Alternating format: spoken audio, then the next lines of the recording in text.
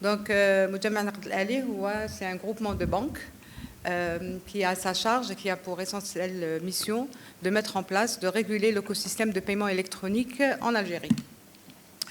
Le Géomonétique a beaucoup travaillé sur l'organisation de l'écosystème. Et en parallèle, on a fait une enquête sur les freins à l'adoption du paiement électronique au niveau de la société. L'enquête, elle a porté sur les clients, pourquoi les clients ne payent pas avec la carte et pourquoi les commerçants n'acceptent pas d'être payés avec un moyen de paiement électronique. Donc on peut partager avec vous les résultats de l'enquête.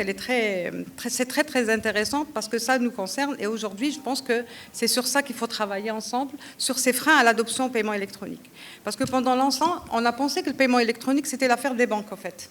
Et concrètement, non. On s'est rendu compte que les banques et le Géomonétique, l'ABEF, le ministère des Finances, on a tous mis en place tout ce qu'il fallait en termes de technologie, en termes d'infrastructure, en termes de plateforme, en termes de réseau télécom. On a tout mis en place, mais les opérations ne viennent pas. Les gens n'utilisent pas le paiement électronique. Et c'est pour ça, d'ailleurs, qu'on a diligenté cette enquête pour aller chercher les vraies raisons qui font qu'il y a des freins et identifier les freins à l'adoption du paiement électronique.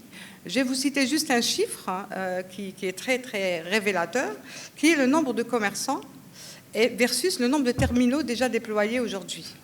On est sur un registre commerce qui comprend à peu près 1,5 million, 2 millions de commerçants, et disons approximativement 1 million de commerçants qui sont censés faire du détail, donc accepter le paiement électronique de manière systématique et large.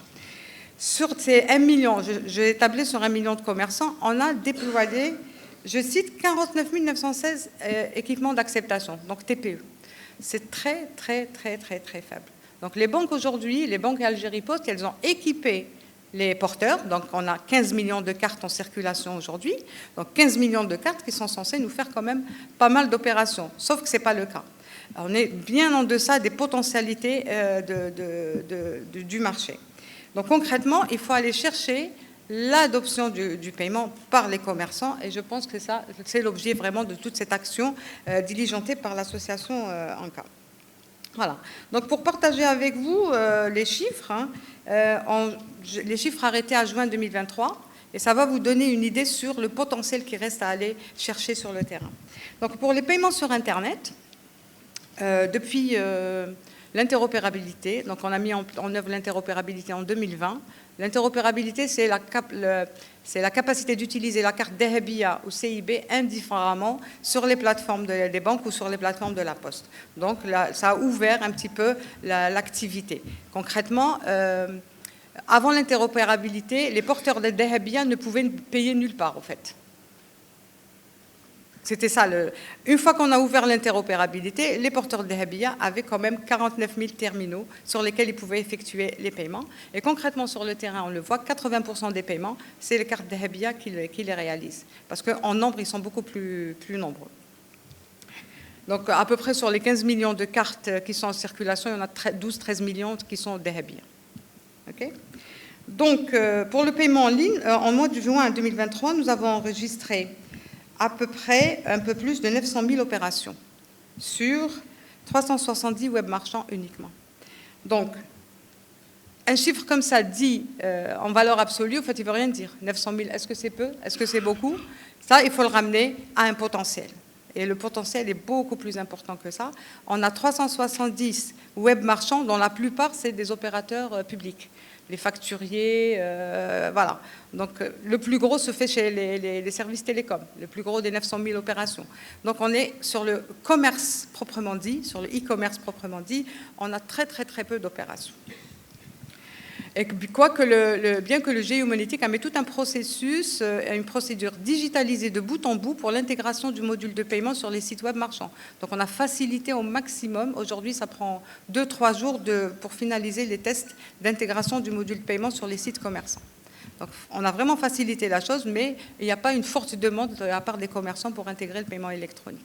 Donc là aussi, il faut aller chercher les raisons qui font que les choses soient ainsi.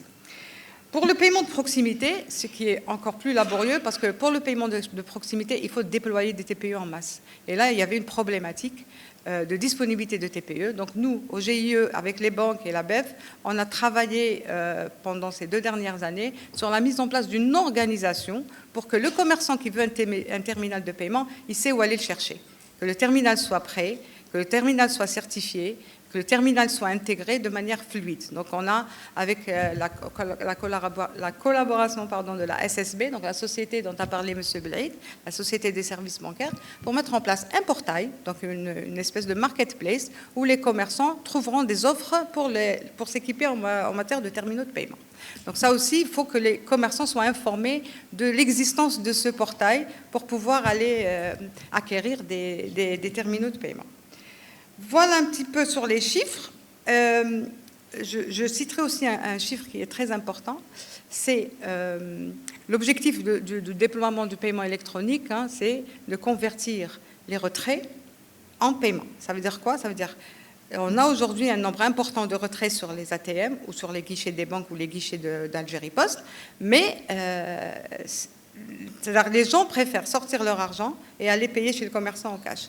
Nous, l'objectif, c'est de convertir ces opérations de paiement en électronique. Aujourd'hui, jusqu'au mois de juin, on a enregistré à peu près un peu plus de 15 millions d'opérations de retrait contre 2 millions contre 900 000 de paiements.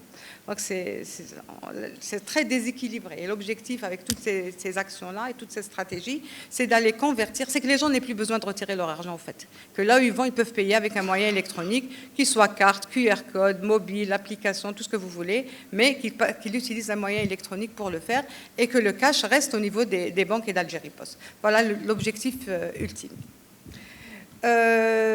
Voilà, j'ai pratiquement tout dit.